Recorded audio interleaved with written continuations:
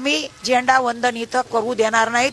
17,500चा विमा हा तात्काळ शेतकऱ्यांचा देण्याची व्यवस्था केली पाहिजे आणि 15 ऑगस्ट पूर्वी जर दिला नाही तर आम्ही झेंडा वंदन इथं करू देणार नाहीत. हजारो शेतकऱ्याला घेऊन आम्ही इथं दारात आंदोलन करू.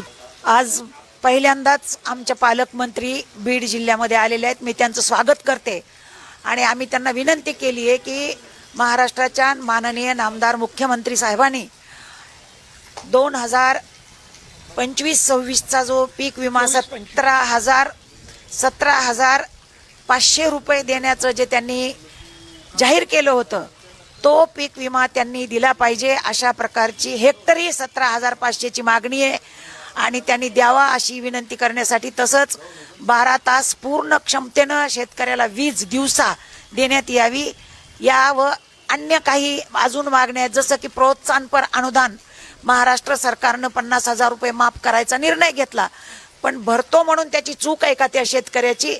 आमचं असं म्हणणं आहे, तुम्ही जर 2 लाख रुपये शेतकऱ्याचं सरसगट कर्ज माफ केलं असेल तर प्रोत्साहनपर अनुदान पण तुम्ही 2 लाख रुपये दिलं पाहिजे. ही पण आमची मागणी आहे. 50,000 कशासाठी? म्हणजे त्यांनी भरले पैसे, ती काय त्याची चूक नाही. आणि काही बँका NPA मध्ये जाऊ नये म्हणून जुनं नवं करतात आणि ते जुनं नवं केल्यामुळे शेतकऱ्याचं हे अशा प्रकारचं नुकसान होतंय. या व इतर पशु आहेत, जनावरं, शेताचं नुकसान होतं, पिकाचं नुकसान होतं, त्याची भरपाई द्या. दुबार पेरणीसाठी महाराष्ट्र शासनानं आता खरं म्हणजे आज उगं थोडा पाऊस पडलाय, नाही तर बीड जिल्ह्यामध्ये अर्ध्या पेरण्या झालेल्या नाहीयेत पावसाअभावी, अशी परिस्थिती आहे. त्याच्या दुबार पेरणीसाठी सुद्धा शेतकऱ्याला एकरी 10,000 रुपये द्यावेत. अशा 5 मागण्या घेऊन आम्ही या ठिकाणी त्यांना आज ताईंना निवेदन दिलेलं आहे. आमचं निवेदन त्यांनी स्वीकारलेलं आहे.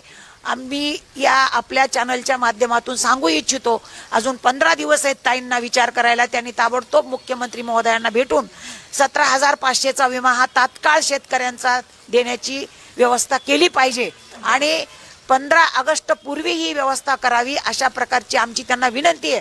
आणि 15 ऑगस्ट पूर्वी जर दिला नाही तर आम्ही झेंडा वंदन इथं करू देणार नाहीत. हजारो शेतकऱ्याला घेऊन आम्ही इथं दारात आंदोलन करू 15 ऑगस्टला.